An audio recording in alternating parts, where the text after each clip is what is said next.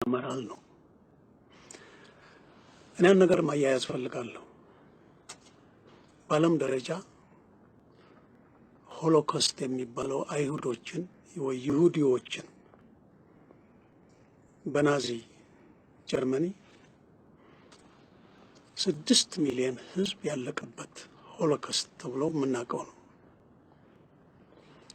አንቲሴሚቲዝም ወይም ይሁዲዎችን በሃይማኖትና በዝርያ በዘረኝነት እነሱን ለማጥላላት የተጀመረው እነ ሂትለር ስልጣን ላይ ከወጡ በኋላ ናዚዝም ስልጣን ላይ ከወጣ ፋሺዝም ስልጣን ላይ በጣሊያንና በጀርመን ስልጣን ላይ ከወጡ በ30ዎቹ በ1930ዎቹ በፈረንጆች አቆጣጠር አይደለም፣ ከዛ አይደለም። ከክርስቶስ ልደት በፊት ጀምሮ ብዙ ታሪክ አሉ ይሩቃለሁ። እሱን እንተውና በተለይ በ19ኛው ክፍለ ዘመን አጋማሽ ላይ በመላ አውሮፓ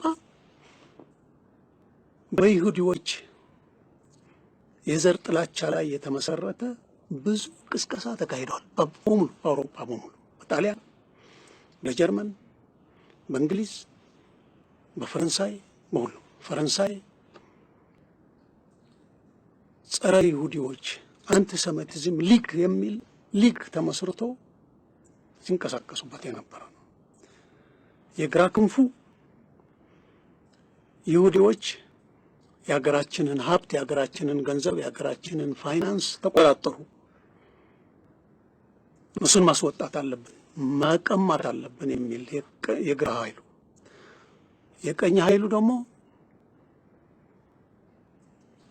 እነዚህ የቆሸሸ ደም አላቸው፣ ዝርያቸው በዘረኝነት መውጣት አለባቸው ከፈረንሳይ የሚል ነው።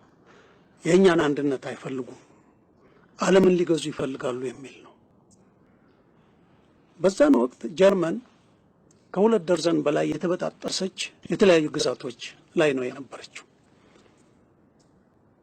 በ1860ዎቹ አካባቢ ነው የጀርመን አንድነት እንቅስቃሴ ሲጀመር የነበረው። ያኔ ተንቀሳቃሾቹ የጀርመንን አንድነት አይፈልጉም። አይሁዶቹ ራሳቸው የሚቆጣጠሯት በሀብት ይዘዋት የሚሄዱ እነሱ ይፈልጋሉ። ዓለምን ለመግዛት ዶልተዋል።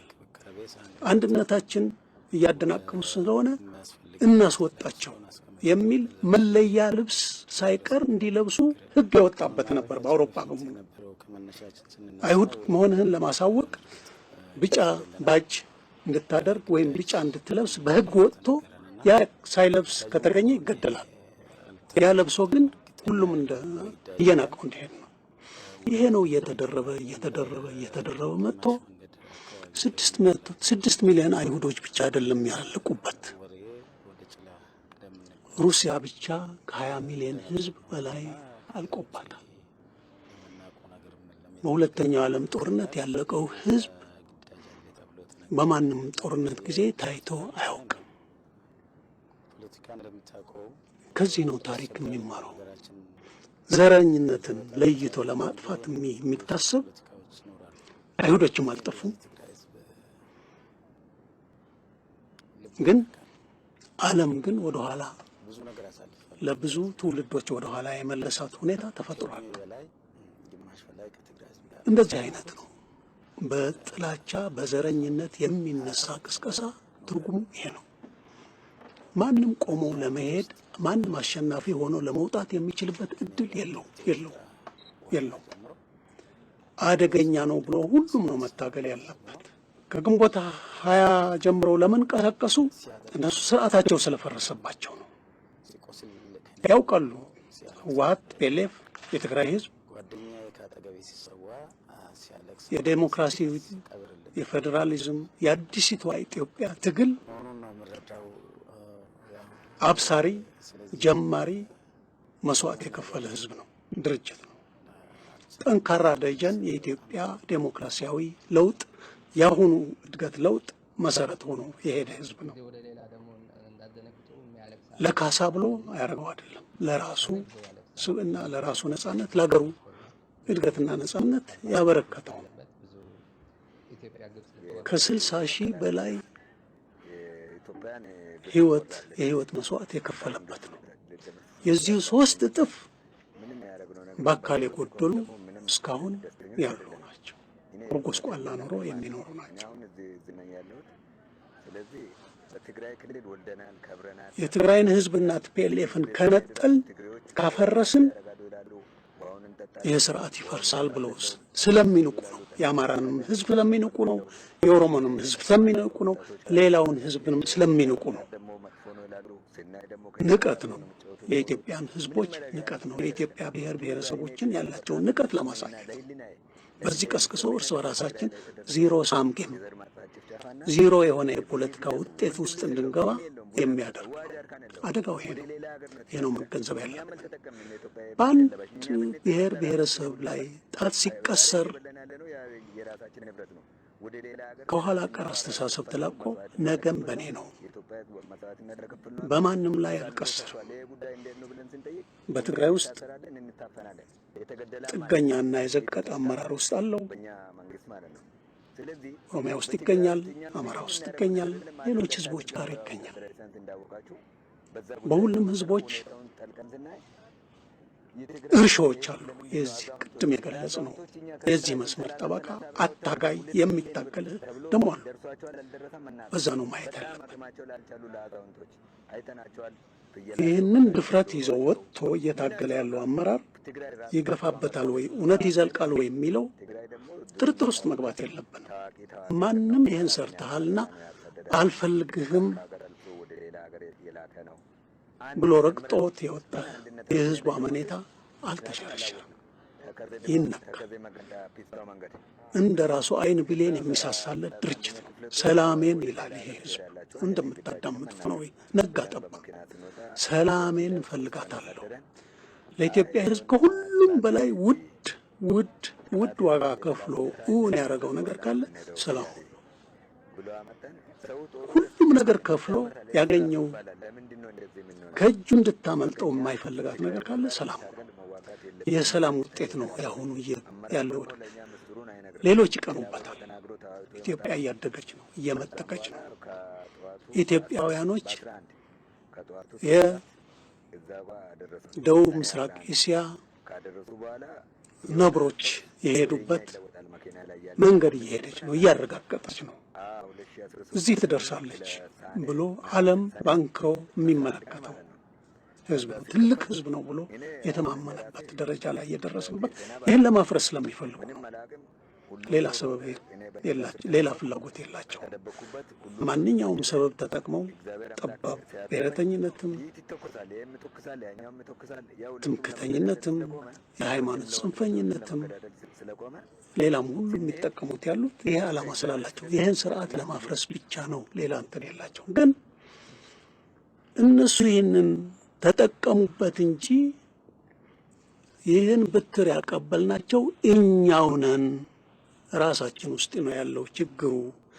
መጀመሪያ ራሳችን እንውጣ የሚል እንዲህ አይነት ድፍረት፣ እንዲህ አይነት ግልጽነት፣ እንዲህ አይነት በራስ የመተማመን ያለው ድርጅት ሌላ አይገኝም።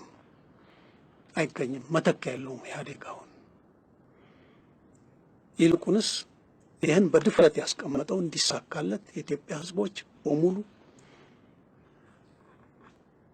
ይህንን መፈጸም አለብህ ከአንተው ጋር ብሎ ቆሞ እንደሚታገል የሚያጠራጥረን አይደለም።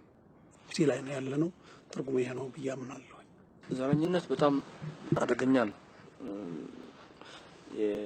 የሃይማኖት ግጭትም ዘረኝነትም በጣም አደገኛ የሚሆንበት ምክንያት አንዱም ይመስለኝ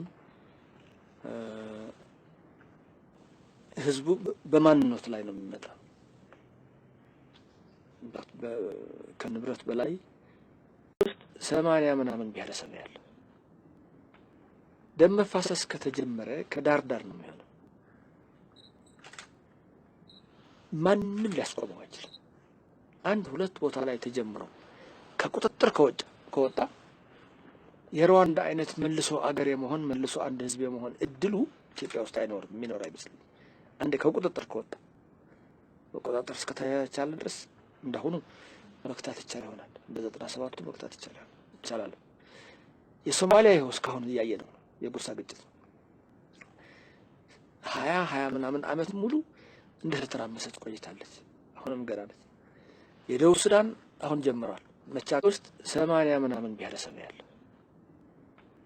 ደም መፋሰስ ከተጀመረ ከዳር ዳር ነው የሚሆነው።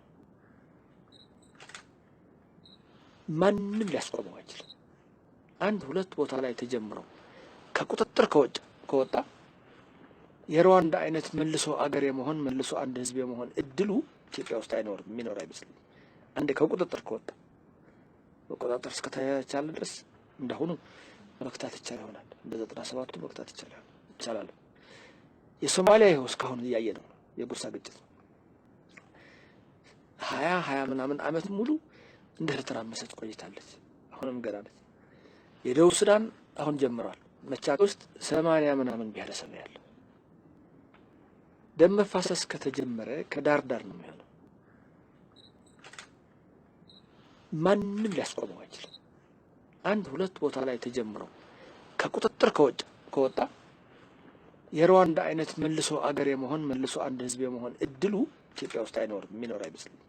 አንድ ከቁጥጥር ከወጣ መቆጣጠር እስከተቻለ ድረስ እንደሆኑ መክታት ይቻል ይሆናል። እንደ 97ቱ መክታት ይቻላል። የሶማሊያ ይኸው እስካሁን እያየ ነው የጎሳ ግጭት ነው። 20 ምናምን ዓመት ሙሉ እንደተተራመሰች ቆይታለች። አሁንም ገና ነች። የደቡብ ሱዳን አሁን ጀምሯል። መቻት ውስጥ 80 ምናምን ብሔረሰብ ያለ ደም መፋሰስ ከተጀመረ ከዳር ዳር ነው የሚሆነው። ማንም ሊያስቆመው አይችልም። አንድ ሁለት ቦታ ላይ ተጀምረው ከቁጥጥር ከወጣ የሩዋንዳ አይነት መልሶ አገር የመሆን መልሶ አንድ ህዝብ የመሆን እድሉ ኢትዮጵያ ውስጥ አይኖርም፣ የሚኖር አይመስልም። አንድ ከቁጥጥር ከወጣ መቆጣጠር እስከተቻለ ድረስ እንደሆኑ መክታት ይቻል ይሆናል። እንደ 97ቱ መክታት ይቻላል። የሶማሊያ ይኸው እስካሁን እያየ ነው የጎሳ ግጭት ነው። 20 ምናምን ዓመት ሙሉ እንደተተራመሰች ቆይታለች። አሁንም ገና ነች። የደቡብ ሱዳን አሁን ጀምሯል። መቻት ውስጥ 80 ምናምን ብሔረሰብ ያለ